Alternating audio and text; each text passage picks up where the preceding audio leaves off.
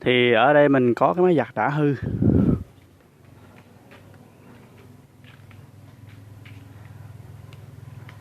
Giờ mình sẽ tháo cái nhà máy của nó ra, gồm có động cơ và bộ nhông số.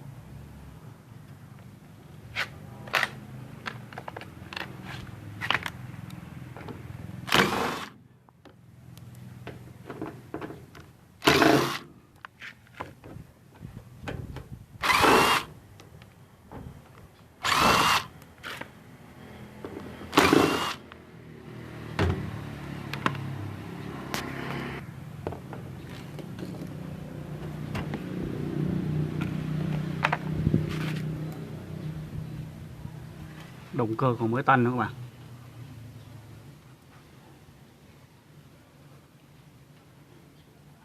Rồi mình sẽ ngưng máy, mình tháo động cơ cho các bạn coi nha.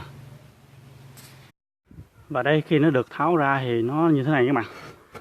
Phải nói là đẹp long lanh luôn, còn mới y luôn.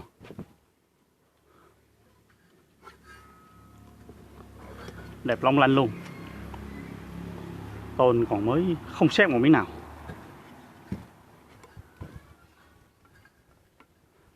Rồi chạy thử cho các bạn coi ha.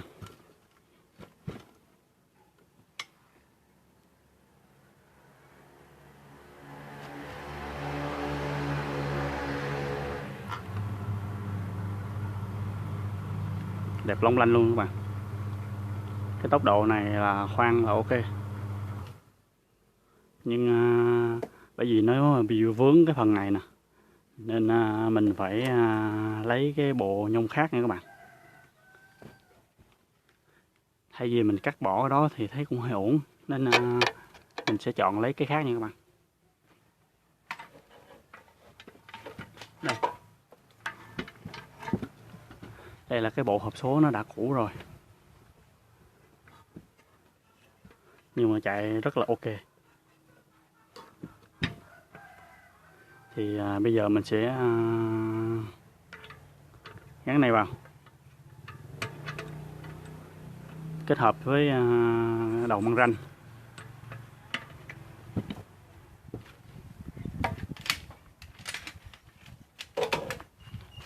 Và sẽ dùng cái đội nè các bạn.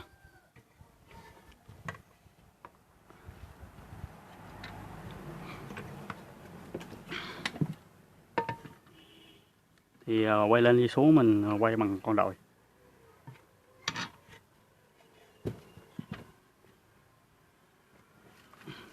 Như cái này nó bị dư ra cái phần này nè, nên mình không làm. Hay vì cắt bỏ cái này đi cũng được, nhưng mà mình không làm. Mình chọn cái củ này các bạn.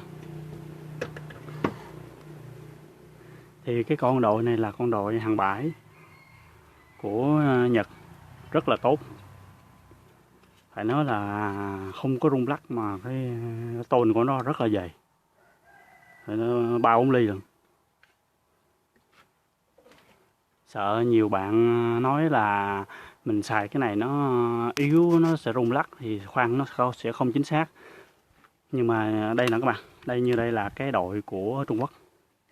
Thì nó thấy, các bạn thấy nó còn mới vậy, nhưng mà nó rất là yếu. Nó rất là xài một thời gian là nó sẽ sụt xịt, rơ lắc liền. Nó rơ lắc thì nó sẽ không có chính xác, khoan nó không có chính xác. Nhưng mình không có xài cái thứ này. Thứ này chỉ có vứt đi thôi. Cái này rất là tốt nha các bạn, rất là chắc chắn và không có rung lắc bất cứ một ly nào hết, rất là chắc. Rồi giờ mình tiến hành cho các bạn xem nha. Cái này mình đã đóng một cái hộp và mình sẽ cho nó vào để bảo vệ nó nha các bạn. Ok.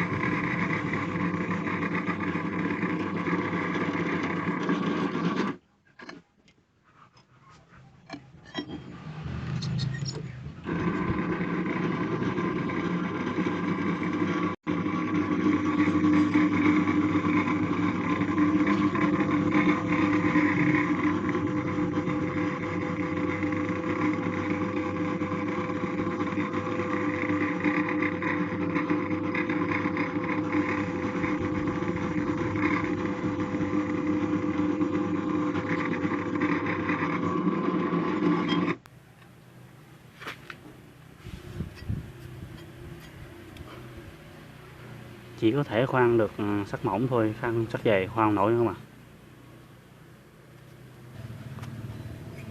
Khoan sắt dày hơi yếu.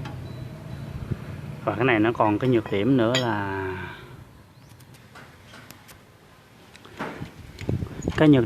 cái đây này mình làm hơi dài các bạn, nên nó chiếm mất cái diện tích của cái hành trình.